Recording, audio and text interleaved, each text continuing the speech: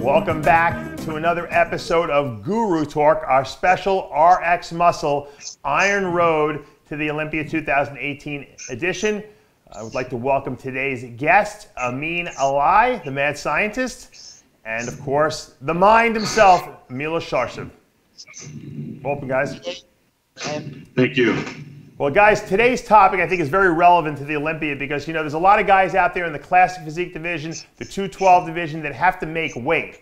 They have to make weight on a Thursday. They'll be competing on Friday, less than 24 hours later. And, you know, a lot of people ask me, how the hell do these guys make weight? Some of these guys got to drop 5, 10, 15. Some of these guys have to drop over 20 pounds. So I thought it was a relevant topic. So I'm going to go to Milos first. Milos, you've been doing this a long time. I know you work with a lot of Olympia competitors over the years, from Dennis Wolf and Sylvia Samuel, and a lot of the guys, some of these guys had to make weight. What's the maximum amount of weight you've ever dropped a competitor?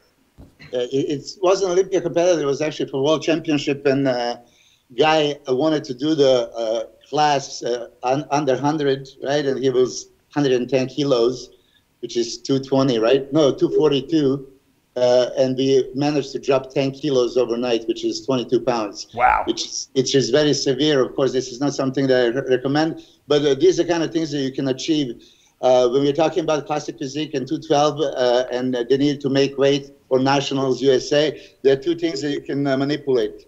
Obviously, you don't want them to lose any muscle mass, so the only thing that you can do is deplete the glycogen storage and therefore lose some weight there, because glucose is binded with water. So if you lose 500, 600, 700 grams of glycogen, you're going to lose 700 grams of glucose and binded water, which is 2.7 milliliters per gram, or let's say 3. That would be like 2 kilos, 4.4 pounds. So total maybe 5 pounds. Now we're talking, you know, you're preparing many guys, and they're usually going depleted anyway to the point of Thursday. If Thursday is weigh-in, obviously they need to squeak into the class. Right. They're depleted anyway, but then there is that manipulation of water. Now, we know there is 70% water in our bodies, right? But even 10% dehydration is, in medical field, alarmed is dangerous. We actually do more than that. I mean, quite honestly, all the guys on the stage are somewhat dangerously dehydrated, right? But yeah. This is needed for a sport. Now, going into the contest depends what you're gonna try to do. There's different groups of diuretics, thiazide diuretics, potassium sparing, loop diuretics, right. And there is combination. Now, loop is usually very, very aggressive, and that's a basic Lasix, furosemide, Sure. Demodex. Furosemide, cyplamide, creatinine, you know, these kind of things. And I researched a lot because if you remember back in the day, like 95, 96, there was diuretic testing, right? You know, to be. And we actually got the list of all the diuretics. And then, of course, you know, there was like 97, I remember, Night of Champions. Actually, Canada that I won, Ben Miller was calling me. I said, oh, Milos, I have a bad news. You failed the diuretic test. I said, it's impossible. Oh, yeah, you used creatinine. Yes, I did. You know, so, and then. What did you use? Demodex, right? Was that the one that wasn't tested for? Creatinine was Taulis. It's from Italy. Yeah. You see, I had to research in each country, like cyplamide as well was not on the list. Torsemide, Demodex was not on the list. This is something that we started using back in the day to pass the test. Right. You know, but I told Wayne back in the day, like, you know, test me every time you're gonna. I had like 8 different diuretics that were not on the list. You know, but when we talk about what is really, I know, for example, most of us like to use like diazide and right. hydrochlorothiazide coming in, amyloid hydrochlorothiazide mix. But if you really need to drop tremendous amount of weight overnight, you know, it is really loop diuretic. Now, loop. My favorite is Bumex, bumetanide, right? Mm-hmm. And it's 1 milligram of bumetanide would be like equivalent to maybe 20 milligrams of torsemide, Demodex, or 40 milligrams of Lasix. Right. But for whatever reason, you know, because it's so aggressive, it really makes you drop. That 10 kilo drop, I accomplished with basically 3 milligrams of Bumex. So this is very Milos, possible. My question is, how do you do it over a short period of time, or do you do it over a long, extended, like, couple of days? No, short period of time, because Right. usually, like let's say Monday, Tuesday, Wednesday, they're depleting anyway. Right. Now Thursday, at certain point, you would try to probably load them up, but you cannot if they're close to the weight limit. At that point, I know that some gurus also, basically don't even let them eat anything at that point. I don't think that, as you know, pure protein is diuretic itself. If you pure protein diet, so I'm not strict about this. I give them some foods, but if they really need to squeak in, like last example was my training partner, Matt Maldonado at the USA. He was 182 pounds in the morning, and he was 175.8 in the afternoon, just to make the weight. Right. So we take, I learned actually from all the bodybuilders a little bit. Some guys are taking bits and pieces, a little bit now, every couple of hours, right? And I didn't want to do anything severe with him, but we would we have a weight scale, and take a quarter of Bumix, and then a couple of hours another quarter, and then when he was we stopped, because you don't want to at that point really the loop diuretic really flushes out the sodium so much. So for that reason, I like to combine. I actually sometimes use aldactone, spironolactone, right? Potassium sparing diuretic to accumulate potassium a little bit. So when the Bumix flushes everything out, actually, if you are even hyperkalemic, it brings you back to the normal space. But if you are hypokalemic to begin with, and then you take a Bumix, you're going to really start feeling nauseated, dizzy. And I have to admit, to some guy that ended up in a hospital rather than on a stage because, we tried to push it a little bit too hard, like it was 3-4 years ago.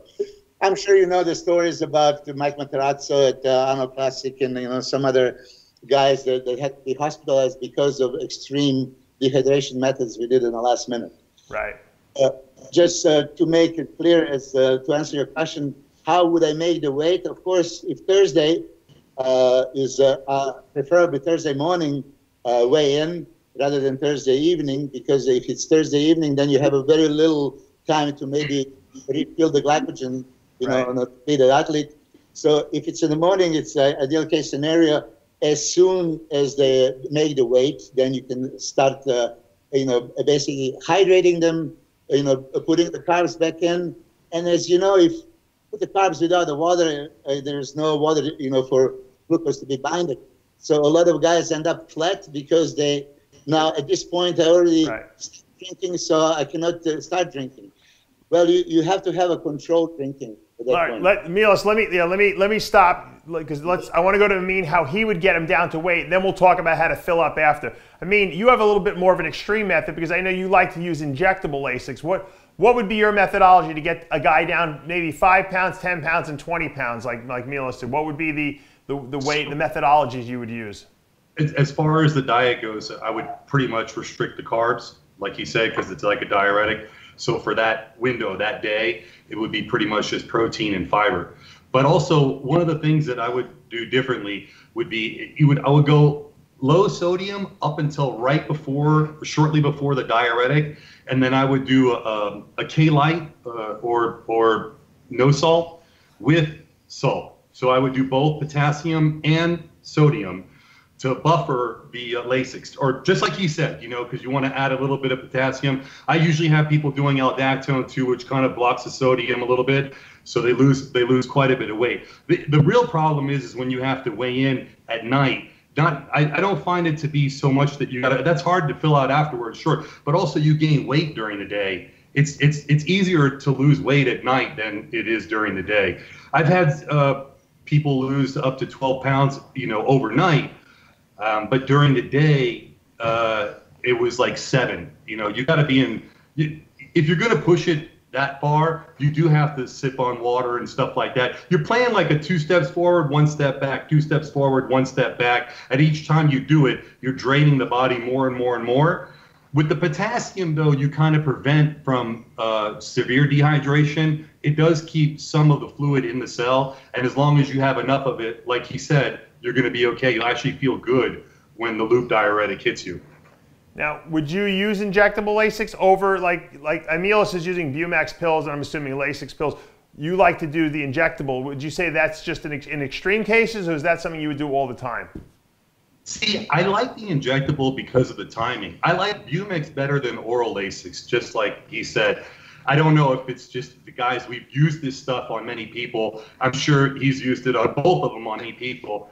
For some reason, though, Bumax is better orally than Lasix is orally. I don't know why, but that's the way it works better for bodybuilders. Maybe it's not as depleting of the minerals. That may be it. Yeah. But with the injectable Lasix, I like it because if you have food in your stomach and you take a diuretic, it kind of offsets the potency and the timing. So food in your stomach could make it so that your diuretic, your oral diuretic, which is supposed to kick in maybe 20 minutes, it may take like 30 minutes and it won't be as strong. A loop diuretic has to hit you at once. It has to have that punch, and then you flush. If you can get a little bit of urination out of it, but if you take a good amount of it to really, drop some weight, it's more effective as long as you don't cramp. I personally still like to use diazides because, once again, the potassium component doesn't become an issue because you're only losing sodium. Obviously, you're going to have to use a lot more diazide than you would normally use. If I only used a half or 2 or 3 halves, in a day, in a normal situation, just to dry a guy out for a show, I might have to use 5 or 6 halves to get extreme weight loss, like you said. Now, here's an issue, Milos, because these guys this year only have less than 24 hours to carb up. As you stated, when you're dehydrated, because there's no water in the body, you can't really glycogen load.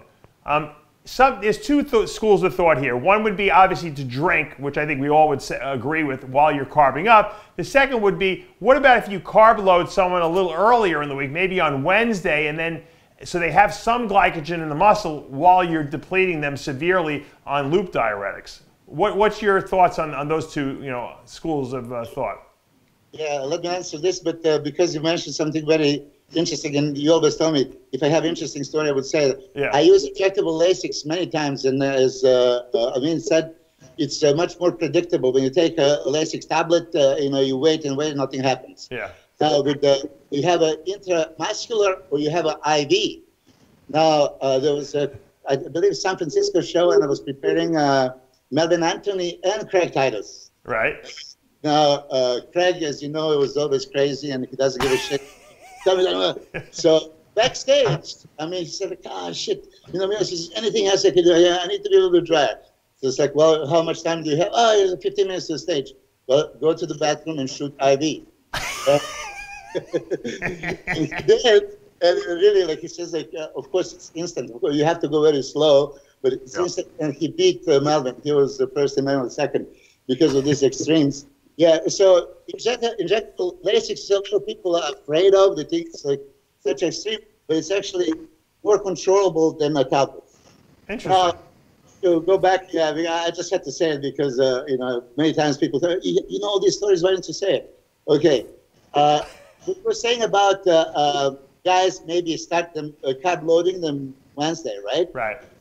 Already. But this is, if you remember what I said, if you want to put the glycogen in, you expect that glucose to be bonded with water, and then stored in the muscle, which means it's going to bring the weight up. Right, so but it's only a little bit. Like you said, it's only 3 or 4 pounds, Yeah, if somebody is closer, but if somebody is over, like 5, 6, 7 pounds, then you can't really do that. I tried that with a couple of guys, and then we missed the weight, and then they end up in a higher class. Right. So, for me, it's always better safe than sorry. Yeah. Less than 24 hours for carb loading is not enough, even though a lot of people don't even carb load much longer than that. I know that, some of the gurus, I think you, Dave, also you had a few guys that in a very short period of time, you can load them up like night before. Right. So I did that. So it's not impossible, but when you talk about Olympia, and this is best of the best, this year, 212-pound class and a classic physique is going to be, such a lineup. Oh, my God. Deep lineup. So everybody should be at the top of their weight, bone dry. Except that Sean Clarita, he's like, what, 280 pounds? Yeah, he's got like 20 pounds still to go. Yeah. Yeah. But quarter, though. You say, as you guys know, we had that insulin debate before. Yeah, a lot of guys don't insulin load because it is a risk. But at this extremes, like especially if you have a short period of time, you know, of course, I would much rather not start them on Wednesday, carb loading. I would have them depleted into the weigh-in, dehydrated, and then as soon as they finish, I would start carb loading them with a little bit of insulin or, you know, much insulin. If you choose to maybe do the, you know, Bumix at night. You see, I found that certain diuretics work better if you drink water. So loop diuretics definitely work much better if you know, let them drink, and then you top it off. I think I agree. And hydrochlorothiazide works better if you stop drinking water, right? Thiazide. Here's the question, Milos. Here's the question. Well, let me go to Ameen first. Ameen, do you agree with what Milos said as far as not carbing people early? I mean, it all depends on the person. You know, if you don't have to make weight, I would carb more slowly. That's the thing. I also believe in carbing up the most the very first day, and then slowly going down. I agree. Insulin can be very beneficial, and I'm sure he also would agree that as long as the fat is low, right? Fat is low, yes, of course. Yeah, the fat is low. So if you're going clean carbs and low fat, then you know insulin can definitely help. I've noticed insulin. I just want to stop you for a second. What's your problem with now? Aside from the fact that fat will slow the absorption of food into this intestinal tract, I don't think there's a. What's the problem with putting fat in an insulin loading situation? You're asking me or Milos? You. I think that it's fine. I think you could load more if you just use glycogen and less fat. So you could get more glycogen in if you don't use fat, but then you want to use fat after like the second or third day. That's when you want to add in more fat. Let's stick to this 24-hour window we have after weigh-in. How do we carb people up? That's what I want to know. That's why insulin may come in handy if you only have less than 24 hours, right, Milos? Because you can jam more glycogen into the muscle quicker. Pectin, Certo, that fruit pectin, it's pie filling basically.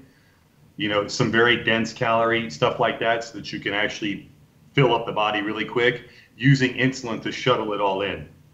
So that's kind of the key. Calorie dense foods, a lot of sugar stuff. Do you like to use sugar, Milos, or do you like to use, like, you know, when you're carb loading, like white rice or white potatoes? Okay, well, you know, to answer also, you said like, why not fat? Well, when we had that insulin debate, I said, okay, insulin is not selective, so it stores everything. Now, if you do fat, and you know, for granted, it can go into intramuscular triglycerides. It's not going to be visible, right? So I had a guys that I was loading with shitload of carbs, and they didn't get full. You add a little bit of fat, and all of a sudden, boom, you know, there you go, voila, right? We had that. So it's not like you can. My principle was always short-acting Humalog. Now there's this Fias, it's even faster, right? Pedro, yeah. Yeah, so the thing is, when I load them, and I think I told you this the last time, I had Dennis Wolf, 2007 Olympia, on 5,000 grams of carbs. If you remember this. And it was really all clean carbs. You know, finally, you know, at the end, like once the glycogen is there, you feel it and it's going, okay, then you can back it up. If you're filling them up with the glucose and the carbs, I'm not just going rice. My training partner was eating angel food cake with jam, marmalades, all this kind of stuff, right? I let him do it. Many people do the apple pie filling, right? Or you do the maple syrup and whatever else. I let them enjoy it. I have them pancakes. So we used to have this oatmeal cookies. There was banana, dates, dextrose, all that stuff, and everybody loved them. You talk about Dennis Wolf, Dennis James, Hidetada, Silvio, everybody else, Ben Pakowski.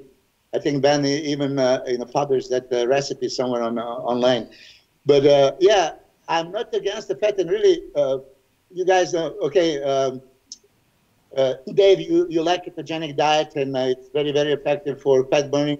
And if the guy is very receptive to this kind of diet, and then very sensitive to insulin, maybe just a little bit of loading can fill him up. Right. But the guys they're usually, on low fat and, moderate carbs, sometimes surprisingly, right?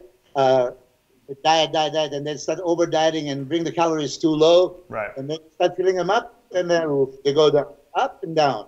So for these guys, yeah, I add fats. I usually like almond butter, peanut butter, stuff like that.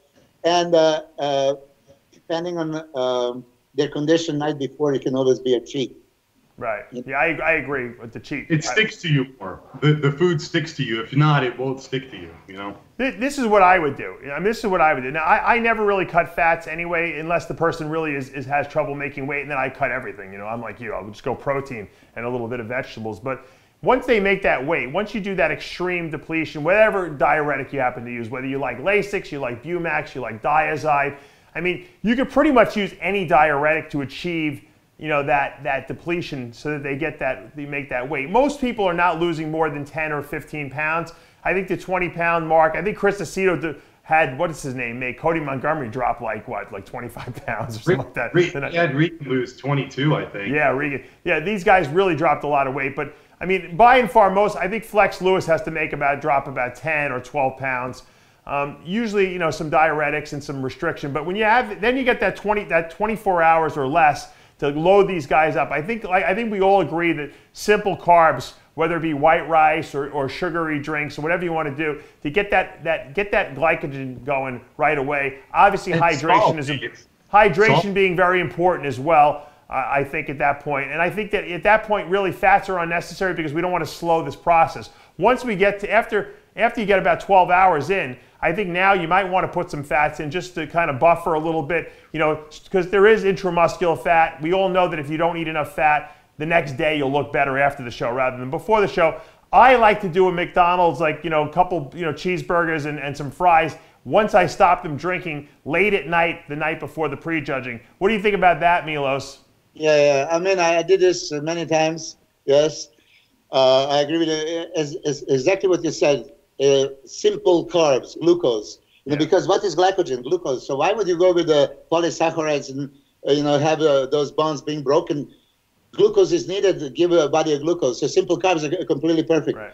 I like rice cakes, for example, because rice cakes have a glycemic index actually over 100, right? I think 114. Yeah. So and then you can put anything sugary on top and actually enjoy it. We are talking about high amount of carbs per meal, over 100 grams, 150 grams. Yeah. And, so it's actually, with the sugars, you can enjoy yourself. And then later on, once you start feeling, the glycogen is coming in, like you said, then you can top it up and get fats. And usually, this is another case. As they're depleted, they were in caloric deficit for so long, right? So now when they start refilling it, there's so much space there, you can put them on 1,000 calories, 2,000 calories over. It's not like they're going to immediately start storing the fat. First is like energy reserve, right? Metabolism picking up. And as you know, for years, we saw a guy, day after the contest, after I ate everything, drink anything, I look so great. Yeah, but they always like a little bit afraid of doing this right before the show. Yeah. I was afraid of burgers and stuff myself back in late 80s, and then in the 90s, it's like, once I realized, I competed 110 times. I competed 72 times with the pro. But this shows, there was actually a show like I would just go like in Las Vegas, nobody even knew. So let me try something. And I went to Atlanta, Georgia also. Nobody actually knew about myself, right? I didn't expect to win. I ended up winning. Yeah. But, I tried these kind of things. And, a burger and fries is pretty much everybody's favorite. Yeah. A lot of guys actually like pancakes. Yeah, I had pancakes and with all kind of syrup, and then add some almond butter or nuts. Yeah. It's just like one thing is, for many guys, once they start doing it, it's hard for them to stop, and then they I know they overspill. Yes, and that was the case. So if you have that controlled, I tell you. Yeah, you got to be controlled about it, right? There's got to be like a game plan. You can't just go to a buffet and eat like a maniac, Yeah, you want to know another funny story with Malvin? His pro debut at Night of the Champions, and so he wanted me to be there, and I went there. But I had to go for MRI somewhere, so I didn't sleep the night before. And then day before the show, okay, he said, okay, let's buy an apple pie and put it there, and so he has it right up to the contest. I fell asleep before, right? And then I wake up in the morning, there's no apple pie. Oh no, Chris Premiere came here and he ate it.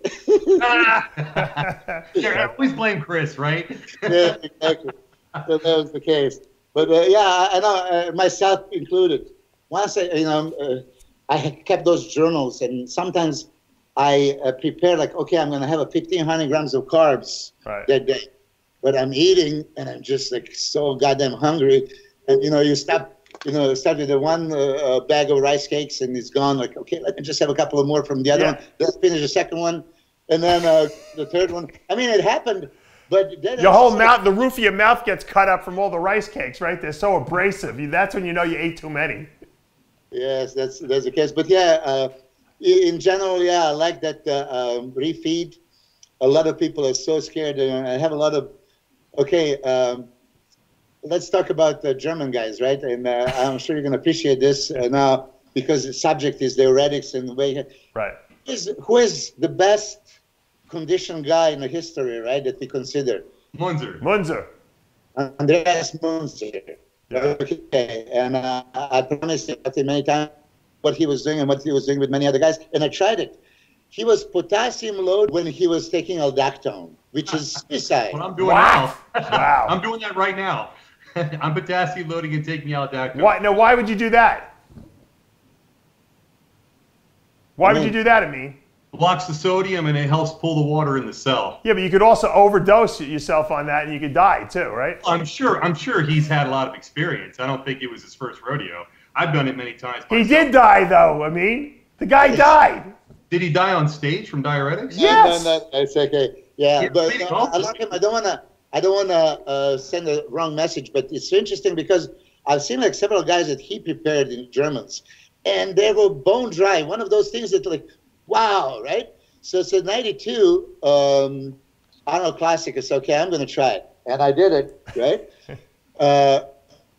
Potassium loaded, aldactone, and then I start cramping. And this is, I mean, you cramp in a quads and adductors and hamstring, a little bit lower, it doesn't matter. But then chest got like, and my arm was like this, I have to Hey, you remember the video? I said that happened to my brother. So what did you do with it, Milos?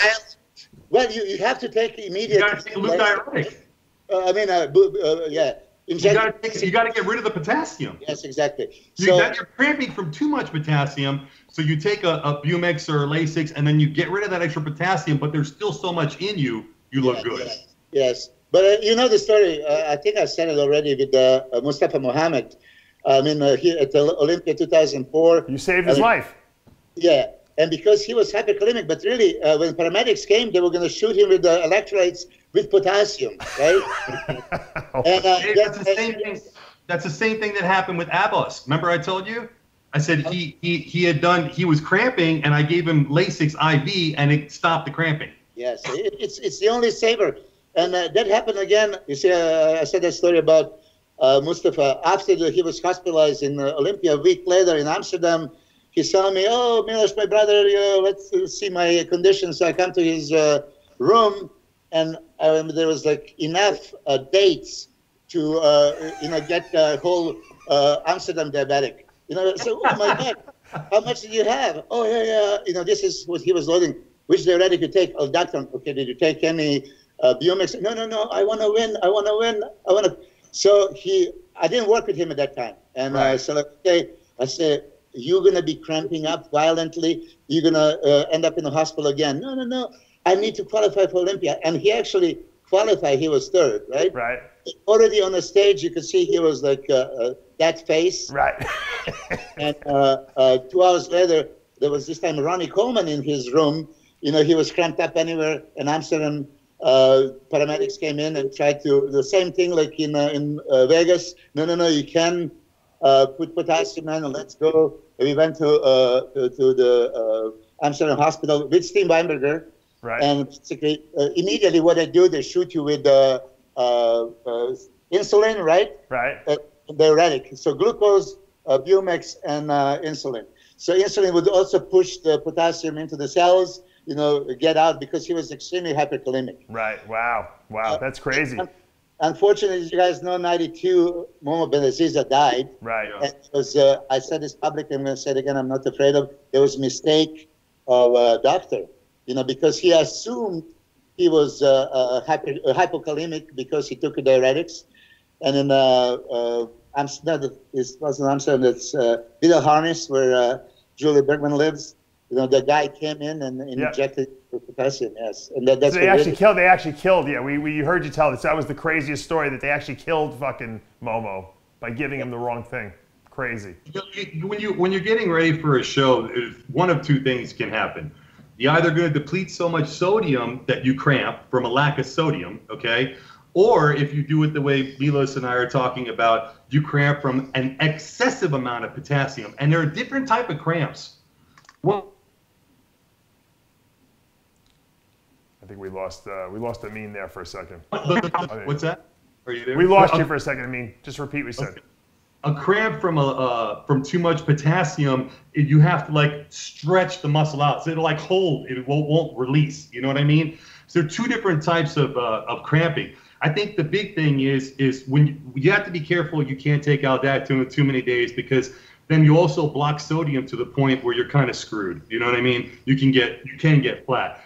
But you know, when you do the burgers and fries, and I think we're talking about adding in fat, but I think really it's fat, carbs, and salt. Sodium, yeah. The salt sticks to the fat and it slows down the absorption of the carbs. The carbs allow you to actually fill out because you're so depleted. So then you won't hold water. You should just fill out and be drier. Sipping on water is definitely the way to go when you're past that point, because you're going to get a lot of water from your food. Yeah, I think the take-home message here, guys, is, you know, and that's why I always use Diazide. It's very predictable. In other words, you're not going to retain too much sodium, too much potassium. It's potassium sparing. You can kind of take the potassium out of the equation and worry about sodium. And that's why I do it from a safety perspective. What we're talking about is extreme diuretic use to make weight. And that's, I think, there's a differentiation. If you don't have to make extreme amounts of weight, or you're just looking to dry out for a show, these are not methodologies you'd probably want to use. Now, Milos, I want to bring up another topic, because we talked about insulin a little bit before. They have now an inhaled insulin called Afrezza. Afrezza is interesting because when you inhale it, it's in your system in like 3 seconds, essentially. And because it goes through the lungs, it avoids the liver. It goes right through the liver, and the liver senses that there's insulin there, and it doesn't release, the pancreas will not release any glucagon. A lot of times when you need extra insulin, the pancreas is fighting that effect by releasing glucagon, which obviously pushes glycogen out of the muscle, which is not what we want. Supposedly, according to the way this works, when you take this inhaled insulin, it suppresses glucagon output, which is good because it's going to help glycogen load. Do you think this might be the new, I guess you could say, mantra in glycogen loading, contest loading, using inhaled insulin? It makes no sense. I know that when there was a research, I didn't know that was out already. Yeah, it is. So if it's out already... Milos is like, I got to get to the drugstore immediately. Hey, Milos, I knew about it in the as first soon as you hang up, I'm going to look for it. I know that, Piasp is like, okay, just like a Novolog or Humalog. It's short, so its onset is like, instead of 15 minutes, it's 2 minutes, but everything else is the same. But inhaled, I would like to know the onset. I guess it's instant. It's quick. Right? It's seconds. It's seconds. I was talking to Colette Nelson, who's an expert, and she's a type 1 That's diabetic. ideal for me. I mean, really. Yeah. That's why I know that you guys, maybe you like that the long-acting insulin, and I was always against it because it's too long in your body, and it's unpredictable and can peak several times. Well, not all of them. The N back in the day, in my time. Yeah, that was crap. Yeah, that was the long-acting insulin, Milos, is more for health purposes, for guys who are running high blood sugars. The quick-acting insulins would be used for glycogen loading type situations like you're talking about. The problem is, like I said, when you take a lot of Humalog, you release a lot of glucagon, and glucagon is going to, once again, fight the effect of you trying to store glycogen by liberating glucose. So supposedly the inhaled insulin suppresses that effect. I truly believe that it's more predictable, it gets in faster, and I think there's less likely of a chance that we can make mistakes with it. And I think that you're going to see a lot of competitors using a Freza in the future. Well, how do you spell it? AFFREZA. AFREZZA, a Freza. It's an inhaled insulin. And once again, I think it's easier. I think it might be more available too, because anytime something needs to be injected, the pharmacist will guard that stuff like it's like crack or something like that. The inhaled stuff doesn't seem to be as as dangerous, I think you could say, even though it can be as dangerous, obviously. I think we're going to see a lot more people using the inhaled insulin, and I think it's going to be a way to go for bodybuilders. I agree. It's a single-use dose that comes in 2, 4, and I think 2, 4, 6, and 8, IU strength. So it's one, and that's it. You discard it. If you want more, you have to put another one in and load it and do it. I think the benefit of it that we were saying is that you can test your blood sugar first. Once your blood sugar is already elevated, then you can use it to bring it down. You know what I mean? Which is more effective. I thought about you actually, because the way that you do your Milos, the way you do your program, the way you do your protocol. After we did that one video, I found out about this maybe like 5 months ago, maybe 4 or 5 months ago, this inhalable one, and I was thinking this would be perfect for you because it's exactly what you do, and I would try that with your program. Yeah, I think it would work. I think it would work well. I actually would endorse that more, because you can do 150 grams of carbs you can eat. If your blood sugar goes up, just take a quick inhale of the stuff, bring it down, and you're loading glycogen, and you're not depleting any glycogen because of glucagon release. Shit. I was confused. I was talking to Colette Nelson about this. I said, I would think that diabetics would have very low glucagon output because they run high blood sugars, and she told me the complete opposite is true. Type 1 diabetics have huge glucagon spikes, and that's why it's so hard for them to control blood sugar, because they're fighting the glucagon response. So by using a Freza, suppressing glucagon, okay, they're getting much better blood sugar control. Yeah, I totally think it's the new wave. Unfortunately, right now it's very expensive. Yeah. I think we lost Milos, so he'll probably call back in. Yeah, it's very expensive, and insurance doesn't cover much of it. It's like almost $3,000 a month, and if you have even good health insurance, you still got to pay a $400 deductible. Oh, really? That is a lot. But I mean, like growth hormone, the stuff becomes available somehow, through some back door somewhere. And isn't that basically the mantra of bodybuilders? Find it, through the gray market or the black market. Well, let's all face it. I don't think any bodybuilder has ever paid pharmacy costs for growth. I mean, come on. No, never. Never be able to afford it. Yeah. Milos, any final words? If you were giving advice to like someone like, say, Flex Lewis to make weight. Did we lose him again? Or we lost him again? Let me go to you. I mean, Flex Lewis has got to make 12 pounds to make weight, for the Olympia. If you had to give him one bit of advice, what would be that advice? Don't starve yourself, because the minute you start starving yourself and depriving yourself, your body holds on to everything. It's okay to cut back a lot, but as long as you're giving a little bit, a little bit of water, a little bit of food, a little bit of, something, the diuretics work better. If you don't, then you really end up, they don't end up working as well for one. So you're going to take a lot of diuretics, strain your kidneys, and not lose the water. So keep a little bit in to trick the body thinking everything's normal, and you will lose a lot more than if you hold back and then the body decides to hold on to everything. Milos, final words. If you had to give any advice to Flex Lewis in his final 212 Olympia, how to make weight, he's got to drop 12 pounds. What would be your little bit of advice you'd give to him? Well, actually, I don't know what's his weight right now. He was in spectacular condition many years, right? His coach and him, nailed it so many times. But last year, if you remember, we did the interview. He was like kind of flattish. Yeah. Prejudging, yeah. So this is probably exactly this. Trying to make the weight. Maybe he starved himself. Maybe he became catabolic, right? Yeah. So I don't know if he can pay off somebody and just say, "Don't weigh me," and just put it.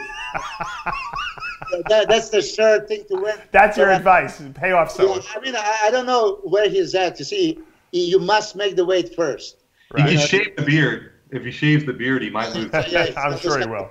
Right there, yes. By the way, is Hadi Chapman competing? Do you know anything? I don't think he's going to get a visa. Ameen, right? We tried to go through the back door. Couldn't do it. Yeah, I mean, basically the White House isn't letting anybody in right now. So they tried to do through the back door, but because of all the shit that's going on, it's not happening. It's funny that he asked you. That would be, you're the guy who we talked to. Yeah, I have a politician who I asked it, and we tried actually. We actually did try, but there was so much going on, you know, with the president and scandals and the White House and all that at the time that they didn't really have time to focus on any of that.